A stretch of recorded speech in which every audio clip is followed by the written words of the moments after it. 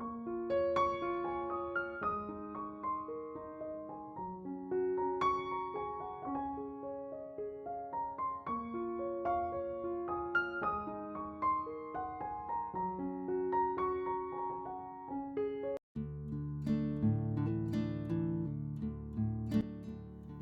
সকাল বন্ধুরা, মিষ্টিস ফ্যামিলির নতুন আরেকটি ব্লগে তোমাদের সবাইকে ওয়েলকাম।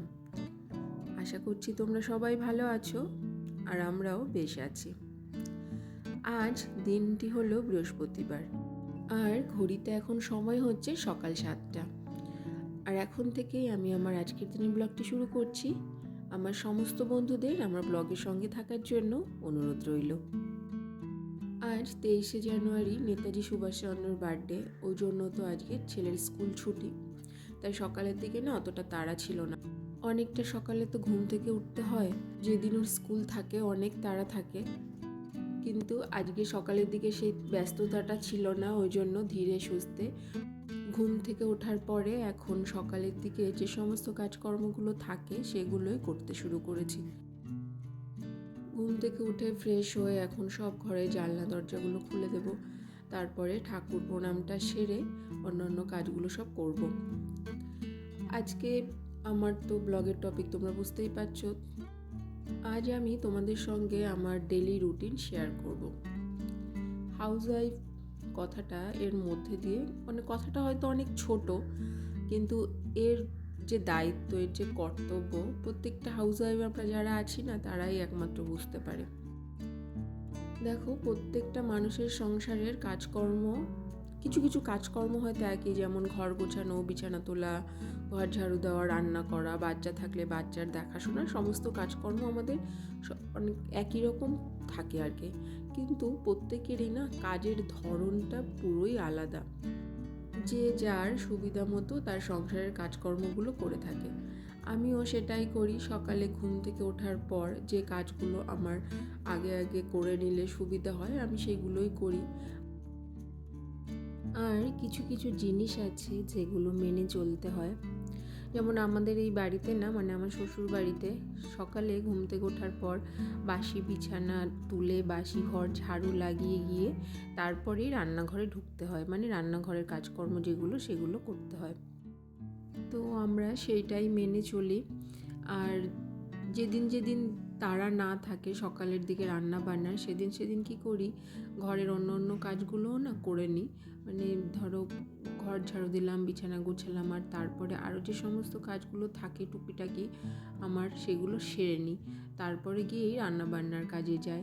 আর যেদিন তারা থাকে সকালের টিফিন বানানোর থাকে, আসলে সব দিন তো সকালের টিফিন বানানোর থাকে না, যেমন আজকে ব্রেকফাস্টের জন্য কিছুই বানাতে হবে না, ছেলে তো সেগুলো খেয়ে নেয়। আর কালকে পায়েস বানিয়েছিল আমার শাশুড়ি মা, সেটাই আজকে টিফিনে সবাই খাবে, পায়েস মুড়ি, ওই জন্য না আজকে সকালে রান্না বান্নার ঝামেলাটা নেই। তাই একটু ডাস্টিংয়ের কাজগুলো করে নিচ্ছি, ভেবেছি এগুলো করে নিই আর তারপরে ঠাকুর ঘরটা মুছে নেব। আসলে সকালে ব্রেকফাস্ট করার আগেই না ঠাকুর ঘরটা মুছে নিই। তো যাই হোক, এখন এক এক করে স্টেপ বাই স্টেপ যে কাজগুলো আছে সেগুলো করে নিই। আমাদের অনেক তো কাজ থাকে, সবগুলো তো হয়তো তোমাদের সঙ্গে ভিডিওর মাধ্যমে শেয়ার করা সম্ভব নয়। কিছু কিছু কাজ সেগুলো তো আছে যেগুলো তোমাদের সঙ্গে শেয়ার করি, আর এরকম অনেক কাজ থাকে যেগুলো শেয়ার করা যায় না। কিন্তু এখনও মানুষের মানসিকতাটা না সেই, মানে যতই বলি যে আমরা মডার্ন হয়েছি, চিন্তাভাবনা অনেক আধুনিক হয়ে গেছে আমাদের, কিন্তু মানসিকতা এখনও সেই জায়গায় পড়ে আছে। হাউসওয়াইফ বলতে কি বোঝায় জানো তো, বাড়িতে থাকে কি এমন কাজ, ওদের বাড়িতে থাকে রান্না বান্না, খাওয়া দাওয়া, এই কাজ। কিন্তু আমরা সকাল থেকে, মানে সকালে ঘুম থেকে ওঠার পর থেকে রাতে ঘুমোতে যাওয়ার আগে পর্যন্ত কত কিছু যে করতে হয়, এই কত কাজের মধ্যে দিয়ে যেতে হয়, সেটা যে যে করে সেই একমাত্র জানে। কিন্তু ওর মূল্য কি আদৌ কেউ দেয় না।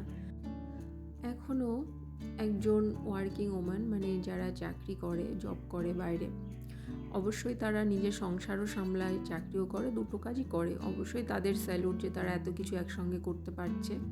কিন্তু আমাদের কাজের গুরুত্বটাও কিন্তু কম নয়। কি হয় মাঝে মধ্যে কারোর সঙ্গে যদি নতুন পরিচয় হয় বা কথা হয়, রিলেটিভ হোক বা আদার্স কেউ যখন জিজ্ঞাসা কোশ্চেনটা মানে আমার কাছে আসে যে তুমি কি করো, তা যখন বলে যে আমি হাউস ওয়াইফ, তখন তারা এমন একটা হালকা রিয়াকশান দেয় যেন মনে হয় যে আমি যে হাউস ওয়াইফ আর আমি আমার সংসারের জন্য যে দিনরাত পরিশ্রম করি তার কোনো মূল্যই নেই, এমন একটা ব্যাপার। অনেকের কাছেই আমি এরকম রিয়াকশানটা পেয়েছি, তাই তোমাদের সঙ্গে শেয়ার করলাম জিনিসটা। আমার এই কথাগুলোর সঙ্গে তোমরা কে কে একমত অবশ্যই কমেন্টের মাধ্যমে জানিও। তো যাই হোক, এবার আসি আমার কাজের দিকে। সকালে তো দেখলে পায়েস আর মুড়ি দিয়ে টিফিনটা করে নিয়েছি। আর এই শীতকালে আসলে না আমি মোটা হয়ে যাই, জানো তো। এই গুড়ের পায়েস, পিঠে, খেজুরের গুড়, তারপরে পিকনিক, এটা সেটা লেগেই থাকে। আর এইভাবে না আমার অনেকটা ওয়েট বেড়ে যায় এই শীতের 2 মাসে। খাওয়া দাওয়া প্রচুর হয়ে যায়। টিফিন করার পরে রান্নাঘরে এসে রান্নাবান্না কাজ সব শুরু করেছি।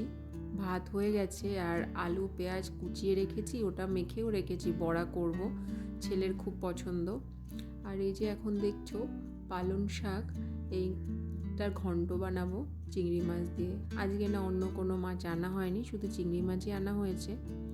পালং শাকটা কালকে রাতের দিকে না কেটে রেখেছিলাম, আর সকালবেলা ফ্রিজ থেকে বের করে ধুয়ে তারপর এটা রান্না করছি। এরকম কিছু কিছু কাজ আগের দিন করে রাখি রাতের দিকে, যার জন্য পরের দিন রান্না বান্না করতে অনেকটাই সুবিধা হয়। আসলে সব কিছু গুছিয়ে ম্যানেজ করে করাটাই বড় ব্যাপার। আর এই যে দেখো কাঁচকলা আলুর তরকারি, এটাও চিংড়ি মাছ দিয়ে করছি। তো রান্না বান্না মোটামুটি হয়ে গেছে, দেখতেই পাচ্ছ আজকে কী কী করেছি। আর এখন এই বড়াটা করছি। এটা না একদম প্রথম দিকে মেখে রেখে দিয়েছিলাম তো, আর সুন্দর নরম হয়ে যায়। এখন এই বড়াগুলো সব আধ ভাজা করে রেখে দেবো, বেশি ভাজবো না জানো তো, কেননা খাওয়ার আগে আবার একবার ভেজে নেব। আর এইভাবে যদি ডবল ফ্রাই করা হয় বেশি মুচমুচে হয় খেতে। রান্না বান্নার কাজ কমপ্লিট হয়ে গেছে। এখন রান্নাঘরের যে ক্লিনিংয়ের কাজগুলো থাকে রান্নার পরে সেগুলোই করব। এই প্রতিদিন তো এই ওভেনটা, তারপরে ওভেনের পেছনে যে টাইলসের জায়গাগুলো, তারপরে এই যে স্ল্যাব, এইগুলো প্রতিদিনই মুছতে হয়। রান্নার সময় প্রচুর তেল ছিটে যায়, আর এটা যদি দিনের কাজ দিনে না করা হয়, মানে প্রতিদিন যদি ক্লিন না করা হয়, তাহলে খুবই বাজে লাগে, মানে অপরিষ্কার হয়ে যায়, তেল চিটচিটে হয়ে যায়। তাই চেষ্টা করি ওগুলো সব করে রাখার। তাই জন্য দেখো রান্নাঘরটাও যথেষ্ট পরিষ্কার পরিচ্ছন্ন থাকে। কিছু বাসন ছিল সেগুলো সব ধুয়ে রেখে দিয়েছি। আর এখন দেখো যে মশলার কৌটোগুলো একটু নোংরা হয়েছিল, আর ওগুলো সব একটু মুছে রেখে দিলাম। তারপরে চলে এসেছি ওপরে, লেবু কেটে দিয়েছি ছেলেকে, মৌসম্বি লেবু। আগে না জুস বানিয়ে দিতাম ওকে, আর এখন ওকে এভাবে কেটে একটু নুন মাখিয়ে দিই অল্প করে, আর তাতেই খেয়ে নেয়। সংসারের অনেক কাজকর্মের সাথে সাথে আর যাদের ঘরে বাচ্চা থাকে তাদের তো অনেক এক্সট্রা কাজ থাকে। বাচ্চাটাকে পুরো দেখভাল করার দায়িত্ব একটা মায়ের উপরেই তো বেশি থাকে, তাই না? বাড়ির অন্যান্য সবাই হয়তো একটু দেখছে, কিন্তু মায়ের ওপর পুরো দায়িত্বটা থাকে। আর তার জন্য তো তাকে সময় সুযোগ সেভাবে বের করে নিতে হয় সব কাজের মাঝে। আর কাজগুলো সেভাবে মানে ম্যানেজ করে গুছিয়ে করতে হয় যে না, সব কাজকর্ম করার পর আমার বাচ্চাকে এই টাইমটা আমার দিতে হবে, আমার বাচ্চার জন্য এটা করতে হবে। আসলে আমার মতো হাউস ওয়াইফ যারা আছো তাদের তো বলো বছরের পর বছর, মাসের পর মাস, দিনের পর দিন এইভাবে নিজের ঘর সংসার, পরিবারের লোকজন, বাচ্চা সবাইকে নিয়ে কেটে যায়। আর নিজের সংসারের জন্য দেখবে যত করবে ততই কম পড়বে। মানে সারাদিন যদি কাজ করতেই থাকো তাও দেখবে যেন কাজ শেষ হতে চায় না। কি হয় বলো তো, আমরা তো এই ঘর সংসারটাকে ঘিরেই আমাদের স্বপ্ন, আমাদের বাচ্চা, সব কিছুই। তাই এটাকে সবসময় কিভাবে পরিপাটি করে রাখা যায়, কিভাবে আমাদের বেস্ট দেওয়া যায়, সেটাই সবসময় মাথার মধ্যে চিন্তাটা থাকে। আর এই জন্য দেখবে কাজেও ফুরোতে চায় না, একটার পর একটা কাজ হাতের সামনে চোখের সামনে চলেই আসে। স্নানের পরে না চুলটা ভালো করে আঁচড়ানো হয়নি, একটু ভেজা ছিল, আর ভেজা চুল তো আঁচড়াই না আমি। ভেজা চুল আঁচড়ালে না বেশি চুল পড়ে। তো তারপরে কি করলাম, পুজো টুজো করে খেয়ে দিয়ে ছেলেকে নিয়ে উপরে চলে এসেছি। আর খাওয়া দাওয়ার শেষে এসে চুলটা দেখলাম অনেকটাই শুকিয়ে গেছে, ওটা একটু চুলটা আস্তে টাস্তে নিয়ে এখন এই যে জামা কাপড় ছিল, খুব বেশি নয়, ওই শীতের জিনিস কিছু আমার আর ছেলের যেগুলো সকালের দিকে পরেছিলাম সেগুলোই, ওগুলো একটু এলোমেলো ছিল, ভাঁজ করে নিলাম। একটু আগেই বলছিলাম না যে কাজ করে শেষ করা যায় না, একটার পর একটা কাজ চোখের সামনে আসতে থাকে। দেখো, তো এখন সময় হচ্ছে প্রায় 4টে মতো, আমি একটু ঘুমোবো, আর ছেলেতে কিছুক্ষণ আগে ঘুমিয়ে পড়েছে। তোমাদের সঙ্গে আবার দেখা হচ্ছে সন্ধ্যাবেলা। ঘুম থেকে উঠেছি সন্ধ্যার একটু আগেই, তারপরে আবার ঠাকুর ঘর তো সন্ধ্যাবেলার আগে একবার ঝাড়ু লাগিয়ে নিই, ঠাকুর ঘর আর আমার বেডরুমটা, এটাও আমার একটা অভ্যাস বা নিয়ম, যা কিছু বলতেই পারো। তা সন্ধ্যা প্রদীপ এখন দেখিয়ে দিচ্ছি, আর এরপরে গিয়ে ছেলেকে কিছু খাওয়াবো আর নিজেও হালকা কিছু টিফিন করে নেব। সন্ধ্যার টিফিন বলতে চা বিস্কুটটাই আমি করি, অন্য সেরকম কিছু বিশেষ একটা খাই না। ছেলেকে তো হরলিক্স আর বিস্কিট খাওয়াই, কিন্তু কিছুদিন নয়, 1 সপ্তাহ মতো ওর হরলিক্সটা না বন্ধ রেখেছি। ওর একটু পেটের প্রবলেম হয়েছিল, তো সেই জন্য হরলিক্সে দেখবে একটু গ্যাস হয় দুধ হরলিক্স খেলে, তাই ওটা কিছুদিন বন্ধ। তাই ওকে শুধু বিস্কুটই খেতে দিই এই কদিন ধরে। খাওয়া দাওয়া হয়ে গেছে আর ওকে পড়াতে বসেছি। ওকে তো এখনও কোনো টিউশন মাস্টার দিইনি, যথেষ্ট ছোট, আমার কাছেই ভালোভাবে পড়ে নেয়।